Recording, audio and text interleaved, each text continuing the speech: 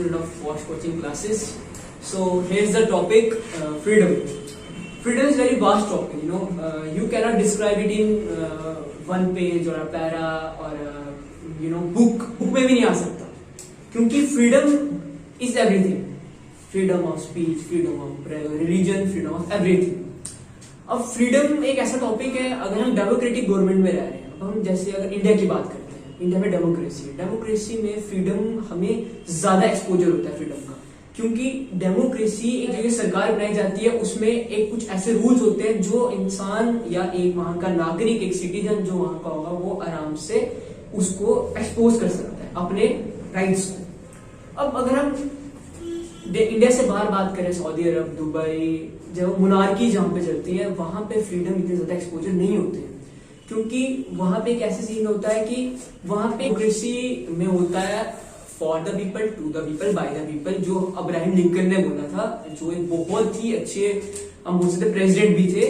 तो अब देख सकते हैं कि अगर हम मोनार्की की बात करें, जो हमारे इंडिया से बाहर आती है, जैसे दुबई हो गया, जो ये सऊदी जहाँ पे मोनार्कीज चलती है, जहाँ पे पहले के रीन्स चल रहे हैं, पुराने उनके दादा परदादों के रीन्स चल रहे हैं, तो वहां पे ये सीन हो जाता है कि हम वहां पे इतने अपने राइट्स को एक्सपोज नहीं कर पाते। अगर हम इंडिया की बात करें, इंडिया में हमारे इंडिया का एक बहुत अच्छा लॉ भी है कि इंडिया में कोई भी आके शरण ले सकता है, कोई भी माइग्रेंट्स आके, कोई भी यहाँ पे आके शरण ले सकता है। जैसे अगर हम एक एग्जाम्पल ले लें, बांग्लादेश के लोग हो गए, बर्मा म्यांमार के लोग हो गए, या कोई भी हो गया, वो यहाँ पे आके शरण ले सकते हैं और कोई पूछता भी नहीं है।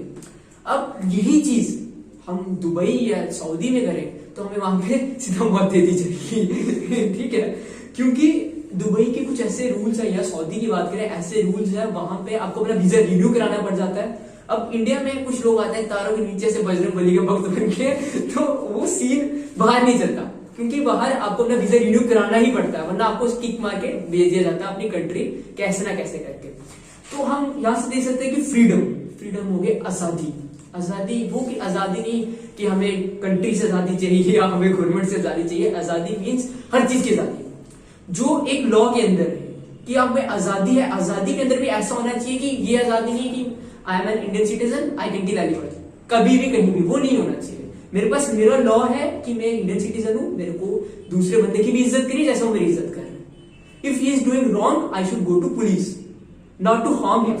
ठीक है, अब जैसे देख सकते हैं कि फ्रीडम, अब हमने फ्रीडम की बात करी, अगर हम फ्रीडम स्टार्टिंग से बात करें, जैसे फ्रीडम 19th सेंचुरी से बात करें या 18th सेंचुरी से बात करें, अब हम बात करते हैं फ्रेंच रेवोल्यूशन की। ठीक है, फ्रेंच रेवोल्यूशन जो था, it was the first freedom, मतलब हम बोल सकते हैं फ्रेंच रेवोल्यूशन था जिसने फ्रीडम शब्द बताया लोगों को, क्योंकि फ्रेंच रेवोल्यूशन में लोग जो थे वहां की गवर्नमेंट से परेशान आ गए थे, क्योंकि फ्रेंच रेवोल्यूशन ऐसा था, अगर आपको तो पता ही होगा, 17th सेंचुरी की बात थी। तो फ्रेंच रेवोल्यूशन में ऐसा था कि लोगों ने जो उनकी पुरानी मोनार्कीज चल रही, जैसे किंग लुइस 16 की बात कर सकते हैं हम, जो वो चल रहे थे, उनसे लोग अक गए थे, क्योंकि वो अपने रूल्स बना रहे थे, जिससे लोग परेशान हो गए थे कि लोग बोले क्या। लोग उनको अगर अपोज करते थे, उनको मौत दे दी जाती थी, उनको जेलों में डाल दिया जाता था, तो लोग बोलते क्या। तो इसीलिए फ्रेंच रेवोल्यूशन था, वो हम बोल सकते हैं फर्स्ट एक ऐसा वो था, फ्रीडम की तरफ पहला कदम था लोगों का, जिससे लोगों का माइंड एक्सपोज हुआ कि हाँ भाई फ्रीडम भी कुछ होता है। लोगों के दबदबे से बाहर आने के लिए हमें अपने आप को बोलना पड़ेगा, वी हैव टू स्पीक। तो अब हम फ्रेंच रेवोल्यूशन की बात करते हैं, वहां पे किंग लुइस 16 थे, उसके बाद वो लड़ाई शड़ाई हुई, छोटे मोटे बटालियन हुए, उसके बाद हमारे नेपोलियन बोनापार्टी साहब आ गए, जिन्होंने बहुत अच्छे से फ्रेंच रेवोल्यूशन के टाइम पे उन्होंने अच्छे से सब कुछ संभाला। उसके बाद उनके जो बेटे आए, नेपोलियन बोनापार्टे बन आए, उन्होंने संभाला, और at the end Napoleon Bonaparte भी खत्म हो गए, जो उनका रीन भी खत्म हो गया, एट द एंड सबका रीन खत्म हो जाता है। तो हम ये देख सकते हैं कि उसमें हमने ये चीज सीखी कि उन्होंने, वहां के फ्रेंच के लोगों ने अपने आप को एक्सपोज किया, अपने आप को आगे लाया कि नहीं भाई अब बहुत हो गया, बहुत हम नीचे दब गए, अब we have to express our views towards our country, because it's not their country only, it's not their kings country और their monarchs country, but we have to expose our rules, कि हमें भी जीने का हक है। हम कोई यहाँ पे मजदूर बनके तो रह नहीं सकते कि जहां पे हम पैदा हो वहीं पे हम मजदूर है।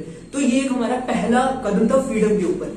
और अगर हम फ्रीडम्स की बात करें तो हमारे यूनाइटेड नेशंस जो बहुत एक अच्छी पीस ऑर्गेनाइजेशन है जो पीस फैलाती है, पीस का सबको वो देती है जो वर्ल्ड वॉर 1 और 2 के टाइम पे बनी थी। अब हम यूनाइटेड नेशंस से बात करें, उन्होंने बड़े यूनिवर्सल राइट्स भी दिए हैं, उन्होंने हमें राइट्स भी, फ्रीडम्स भी दी हैं। अब यूनिवर्सल राइट्स हो गए जो हम राइट हर जगह यूज कर सकते हैं, यूनिवर्स हो गए जो हमारा ये अर्थ है, पूरे यूनिवर्स है, ठीक है। अब हम अपने राइट्स ऐसे यूज कर सकते हैं जैसे we have now freedom of speech. Freedom of speech तो हमने इससे अपने फ्रेंच रेवोल्यूशन से देख ली कि फ्रीडम ऑफ स्पीच लोगों के अंदर आनी आहिस्ता आहिस्ता स्टार्ट हो गई, क्योंकि जो ब्रिटेन था जब इंडिया को कैप्चर किया गया था तो बहुत टाइम्स पे इंडिया जब कैप्चर्ड था लोगों ने फ्रीडम ऑफ स्पीच स्टार्ट की थी। फ्रीडम ऑफ स्पीच का ये मतलब नहीं है कि फ्रीडम हमें मिल जाए बात करने के लिए। लॉ है, अगर हमारा लॉ अगर हमें चेंज करना है तो हम लॉ चेंज करने के लिए पहले स्पीकर जो होंगे या वहाँ के जो एमपीज होंगे या कुछ भी होंगे जो बैठे होंगे मेंबर होंगे वो देखेंगे कि जी अभी हमने लॉ चेंज करना, हम ये अपना बजट या अपना बिल स्पीकर के सामने प्रस्तुत करें। जब स्पीकर के सामने प्रस्तुत होगा बिल, लोग जो गवर्नमेंट होगी जो रूल कर रही होगी वो बोलेगी हाँ हाँ हम साथ हैं। जो अपोजिशन गवर्नमेंट होगी वो तो जो उनको अगर अपोजिशन गवर्नमेंट को सही लगा वो बोलेंगे हाँ जी हम भी साथ हैं, कि you have to use it in your own way but in the limits only. अब उसके बाद हम बात कर देते हैं राइट, सबसे जो इंपॉर्टेंट है right to vote. Right to vote एक ऐसी चीज है कि वोटिंग के बगैर डेमोक्रेसी नहीं होती, वोटिंग के बगैर डेमोक्रेटिक गवर्नमेंट चल ही नहीं सकती, क्योंकि डेमोक्रेसी मीन्स वोटिंग। मोनार्की में तो रीन्स चलते हैं दादे परदादे के, उसका बेटा, जैसे हमने फ्रेंच रेवोल्यूशन में लुइस की बात की थी, लुइस किंग की बात की थी, उसका 16th था, उसके बाद 17th भी आने वाला था बट तब तक लोगों ने कैप्चर कर ही लिया था। कि राइट टू स्पीच, अब बोल रहे राइट टू वोट बात कर रहे हैं। राइट टू वोट मतलब आपको वोट करने का हक, करने का कि मैं किसको चूज करूं, कब चूज करूं, किसको चूज करूं, कैसे चूज करूं। क्योंकि हमारे वोट से ही एक पीएम या सीएम, अगर हम पीएम बना रहे हैं तो हम उसको कुछ सोच के पीएम बना रहे हैं। अगर हम अपने किसी अपने स्टेट का या यूनियन टेरिटरी का सीएम बना रहे हैं तो हम चूज करके सीएम बना रहे हैं। तो आप देख सकते हैं कि ये हो गया राइट टू वोट को बताएगा या उस पार्टी को बताएगा कि आप वोट के लायक हो कि नहीं हो। तो उसके बाद हमारे इंडिया में भी जो राइट टू वोट था पहले थोड़ा सीमित था, क्योंकि जो ये हमारे ब्रिटिशर्स थे उन्होंने बहुत अच्छे काम किए थे इंडिया में तो पहले का सीमित था। उसके बाद हम बात कर दें सबसे इंपॉर्टेंट टॉपिक जो मेरा लास्ट टॉपिक भी है कि फ्रीडम ऑफ इंडिया, जो सबसे इंपॉर्टेंट टॉपिक है, सबसे ज्यादा इंपॉर्टेंट टॉपिक, क्योंकि हम इंडिया में रह रहे हैं, हमें इंडिया के बारे में नहीं पता होगा कि फ्रीडम क्या चीज है, इंडिया को फ्रीडम कैसे मिली, तो फिर क्या फायदा पढ़ने का इंडिया में पढ़ने का अगर इंडिया का फ्रीडम नहीं पता होगा तो। अब सबसे पहले बात करते हैं इंडिया। इंडिया एक ऐसी कंट्री है जो पहले सोने की चिड़िया बोली जाती थी 1800s के टाइम पे सोने की चिड़िया बोली जाती थी। तो बोली जाती थी, उसके बाद जो इंडिया के लोग थे थोड़े भोले वाले थे, क्योंकि यहाँ पे लोगों के पास पैसा दौलत बहुत ज्यादा थी, किंग्स टाइप लोग थे। तो यहाँ पे 1800s में ब्रिटिश लोग आए ईस्ट पोर्ट के द्वारा, ईस्ट पोर्ट की तरफ से आए, तो यहाँ पे आए और बोलने लगे कि हमें आपके साथ ट्रेड करना है। तो लोगों ने बोला ठीक है जी, हमें कोई परेशानी, क्योंकि भोले वाले लोग थे, वो तेज लोग थे, उन्होंने बोला जी कोई बात नहीं, हम ट्रेड कर लेंगे आपके साथ, इसमें क्या परेशानी है। ट्रेड करते उन्होंने लोगों के अंदर से बातें निकाली, पैसा दिया, क्योंकि कुछ लालची लोग, इंडियन ज्यादा लालची होते हैं, पैसा देते एक कॉलोनी बना ली। आहिस्ता उन्होंने हाफ इंडिया अपने अंडर कर लिया, इसी द्वारा, ईस्ट पोर्ट के द्वारा। जब उन्होंने हाफ इंडिया अपने अंडर कर दिया तो ज्यादा टाइम लगा पूरे इंडिया को लेते हुए, और उन्होंने एक टाइम आने पे इंडिया पूरे अपने अंडर कर लिया। लोग ऑप्रेस्ड हो गए, लोगों ने बोला भाई हमारा इंडिया, हमारा सब कुछ तुम कैसे ले जाओगे। क्योंकि अगर इंडिया जाता नहीं, एक बहुत बड़ा रीजन था इंडिया जाने का लालच या पैसा बोल सकते हैं, क्योंकि लोगों ने बोला यार हमें ये पैसा दे रहे हैं या कुछ भी दे रहे हैं हम ले लेते हैं, और उन लोगों में दिमाग बहुत ज्यादा था। लोगों ने इन इंडियंस ने ट्रस्ट किया कि हाँ भाई they are only for the trade purpose, but वो नहीं थे। तो उसके बाद बुरी हालत होगी, इंडिया की इकोनॉमिक क्राइसिस इतनी ज्यादा हो गई थी कि ब्रेड तक खरीदने के लिए एक जो वर्कर है वो पैसा नहीं जोड़ पाता था, ब्रेड तक नहीं खरीद सकता था। इतनी ज्यादा इकोनॉमिक क्राइसिस 1900s के टाइम पे आ गई, क्योंकि 100 साल में ब्रिटिश ने इंडिया को बेच दिया था, पूरा खत्म कर दिया था। एक सबसे बड़ा कॉज ये, कौन सी एक और चीज थी कि अब जैसे वीड होती है, अगर आपको पता होगा वीड अगर एक किसी फार्म पे उगे, वीड हम जगह पे उगाएंगे, वीड की स्टोरी होती है, वीड अगर एक जगह उग जाए वहां पे कोई चीज उगती नहीं है, वीड ऐसे सिस्टम होता है, क्योंकि वीड जो होती है वो ऐसे न्यूट्रिएंट्स खींचती है, कहीं उगता नहीं है। तो उन्होंने क्या किया, उन्होंने बोला इंडिया खुला डुला है, ज्यादा जंगल भी यहाँ पे वीड उगा देते हैं, तो जैसी वीडियो का लगे सब खत्म हो गया, फार्मर्स को पैसे कम मिलने लगे क्योंकि एक जगह वीडियो की दूसरी जगह वो पूरी लैंड बंजर होगी, ठीक है। तो अब क्या करना उन्होंने, दूसरी जगह होते होते होते होते इंडिया इकोनॉमिक क्राइसिस में आ गया।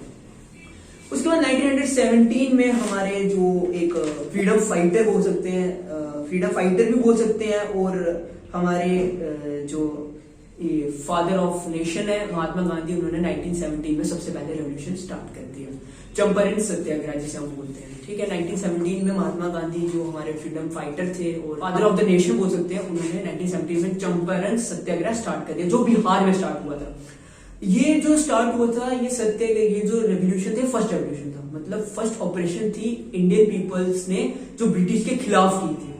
तो ये जो बिहार के वर्कर्स थे ये उसके साथ था, तो महात्मा गांधी सर ने ये सब स्टार्ट कर दिया। आहिस्ता आहिस्ता आहिस्ता आहिस्ता ब्रिटिश को भी पता चल गया कि now it's time to be strict, क्योंकि ब्रिटिश थे स्ट्रिक्ट, बट इस टाइम पे उन्होंने क्या किया कि इंडियंस जब ऑपरेस होने स्टार्ट हो गए बहुत ज्यादा, क्योंकि अब जो थे, अब उनको नारा ये होता था कि वो पूरे साथ में चलते थे। अब ये नहीं था कि एक अकेला सोलो बंदा आएगा या कोई 10 बंदे ग्रुप में आएंगे, वो पूरे पूरे पूरे पूरे हम बोल सकते हैं गांव साथ आते थे कि हमें ये चीज खत्म करो या फलाना करो या कम करो। तो इस बारे में इस तरह स्टार्ट हो गया। अब हम आगे बात करें तो आगे बहुत सारे हमारे मूवमेंट्स हुए, अपने गांधी जी ने कितने सारे मूवमेंट्स कर दिए, जैसे हमारे ये दांडी मार्च हो गया, उसके बाद गांधी जी ने उसके बाद बहुत सारे मूवमेंट स्टार्ट किए, जैसे आपको पहले बताया चंपारण सत्याग्रह। उसके बाद 1920 नवंबर 5 को उन्होंने नॉन कॉपरेशन मूवमेंट स्टार्ट कर दिया, जो एक बहुत अच्छे मूवमेंट्स थे और लोगों को भी पता चल रहा है कि now we can fight for our freedom. जो हमारा टॉपिक है freedom, now we can fight for our freedom, कि अब हम फ्रीडम के लिए लड़ सकते हैं, चाहे हम नॉन वायलेंस से लड़े, क्योंकि गांधी जी जो थे ही लव्ड नॉन वायलेंस, ठीक है। उनको नॉन वायलेंस इसलिए पसंद थी, वो बोलते थे जो चीज आप बिना बातचीत से कर सकते हो वो लड़ाई झगड़े से क्यों करनी। तो उनका एक बूस्ट बोल सकते हैं जो हमारे इंडियन फ्रीडम को मिला, सबसे बड़ा बूस्ट था भगत सिंह का डेथ, सबसे बड़ी बूस्ट, क्योंकि भगत सिंह को डेथ हो, क्योंकि उनको हैंग किया गया था 23 मार्च 1931 में, इसके 10 साल के बाद, 11 साल की बात कर रहा हूँ। तो बूस्ट इसलिए मिली क्योंकि Bhagat Singh was a very good freedom fighter. वो एक ऐसे लीडर थे कि वो कुछ भी करने को तैयार थे अपने देश के लिए, वो अपने देश के लिए कुछ भी करने को तैयार थे। तो उस बात को जो लोग थे हिंदुस्तान के, उन्होंने बहुत सीरियसली लिया, क्योंकि पहले जो थे, जो अगर आप कभी, और एक ऐसा रूल था ब्रिटिश टाइम पे, एक ऐसा रूल निकाला गया कि अगर आप कभी आप रिबिलियन करते या आप रैली निकालते, पकड़े जाते हो, या आपको काल कोठरी में डाल दिया जाएगा, या आपको नौकरी से निकाल दिया जाएगा, या आपकी जमीन ले ली जाएगी, क्योंकि एक ऐसा उन्होंने लॉ स्टार्ट कर दिया था गवर्नमेंट ने। तो ये जो था, इसके बाद लोगों ने बोला कि अब पाए हमें काल कोठरी डाला जाए, पाए हमें कुछ भी किया जाए, just we have to get freedom for our India, that matters. बस ये बात जब स्टार्ट हो गई, लोगों ने किसी को नहीं माना, लोग आ गए, लोगों ने बोला कि अब तो भैया हम फ्रीडम लेके रहेंगे, चाहे जो मर्जी हो जाए, अब इंडिया को हम आजाद करा करेंगे। उसके बाद इंडिया आजाद करने की बात आ जाती है, तो लोगों ने ये अपने महात्मा गांधी ने सत्याग्रह का राह स्टार्ट कर दिया। सत्याग्रह के साथ साथ हमारे कुछ और भी फ्रीडम फाइटर्स जैसे सुभाष चंद्र बोस हो गए, जिन्होंने बोला मुझे तुम खून दो मैं तुम्हें आजादी दूंगा। सुभाष चंद्र बोस अलग हो गए थे, इसमें भी 2 पार्टियां टूट गई थी, एक पार्टी टूटी थी नॉन वायलेंस, एक टूटी थी वायलेंस वाली। वायलेंस में महात्मा गांधी जो थे वो खुद पहले ऑपरेस थे, क्योंकि उनकी अगर आप स्टोरी तो आप सबको पता ही होगी, अफ्रीका की स्टोरी थी। He was a lawyer, he was kicked out of the train by the whites in first class AC train। तो उनको पहले ही पता था कि ये क्या होता है, कि हमारे साथ अगर कोई राइट छीन रहा है कि आप काले हो या गोरे हो, तो उनको पहले ही इस चीज का पता था, रेसिज्म के बारे में पहले ही पता था। तो उनको पता था कि अगर हम अपने वायलेंस के हिसाब से करेंगे, क्या पता हमें आजादी ना मिले। और सुभाष चंद्र बोस का बिल्कुल मोटिव क्लियर था कि हमें वायलेंस के साथ ही मिली आजादी, बट वी नीड फ्रीडम। तो लोगों ने आगे आना स्टार्ट किया। उसके बाद चौकी चौरा मूवमेंट हुआ, जो बहुत हिट मूवमेंट था चौकी चौरा मूवमेंट, जिसमें पुलिस स्टेशन जला दिया गया, क्योंकि उस टाइम पे स्टार्टिंग में non cooperation movement Gandhi ji ने स्टार्ट किया था, चौकी चौरा से पहले नॉन कॉपरेशन मूवमेंट स्टार्ट किया था। तो वो आपको पता ही, मैंने आपको पहले बताया, नॉन वायलेंस थे, उनको वायलेंस पसंद नहीं था। तो उन्होंने पहले ही प्यार से, मतलब लोग अपनी रैलियां निकालते थे बिना किसी वायलेंस के, जिसको आगे पुलिस वाले भी खड़े होते थे, बट बिना किसी वायलेंस के। जब लोगों ने 24 मूवमेंट किया, उन्होंने वो मूवमेंट को हटा दिया, उन्होंने मूवमेंट की कॉल बैक ले ली कि भाई अब मैं नॉन वायलेंस की राह पे चल रहा हूँ, तुम वायलेंस कर रहे हो, मैं ये चला नहीं सकता, now I want call back. उसके बाद कॉल बैक हो गया, उसके बाद वो मूवमेंट भी खत्म कर दिया। But at the end of the day कुछ ना कुछ करते करते करते करते करते करते हमारे जैसे बड़े बड़े लीडर्स ने कुर्बानी दे दी इस देश को आजाद कराने के लिए। एट 1947 आजाद हो गया। अब बीच की स्टोरी यही है, आपको बताइए कि महात्मा गांधी ने बहुत सारी एलाइंसिस की ब्रिटिश गवर्नमेंट के साथ, और कुछ लॉज भी थे। अब और पुरानी बात भी करें तो उसके बाद साइमन कमीशन भी आया था, इंडिया 1929 में आया, तो उसने उसको भी लोगों ने आके साइमन गो बैक के नारे लगाने स्टार्ट कर दिए, क्योंकि उनको पता था कि now we have to oppress this, we want freedom for this from this government. So लोगों ने आगे आके नारे लगाने स्टार्ट कर दिए कि we want freedom, we want freedom, हमें नहीं चाहिए Simon, go back go back go back. जो ज्यादा काम का नहीं था, बट लोगों का एक जरिया था प्रोटेस्ट करने का, जिससे हम बोल सकते हैं लोगों ने अपनी फ्रीडम वापस ले ली थी प्रोटेस्ट करने की, अगर हम फ्रीडम के टॉपिक पे बात कर रहे हैं। तो उन्होंने आहिस्ता आहिस्ता आहिस्ता आहिस्ता करते करते करते करते बीच में एलायंसेस हुए, कुछ भी हुआ, हमारा हिंदुस्तान 1947 को आजाद हो गया। 1947 को आजाद होने के बाद आज 73rd इंडिपेंडेंस थी, कि मतलब freedom under laws are good, और वो ऐसे लॉज होने चाहिए जो लोगों के द्वारा बनाए गए, तभी तो डेमोक्रेटिक गवर्नमेंट में रह रहे हैं। तो guys, this was all my topic. If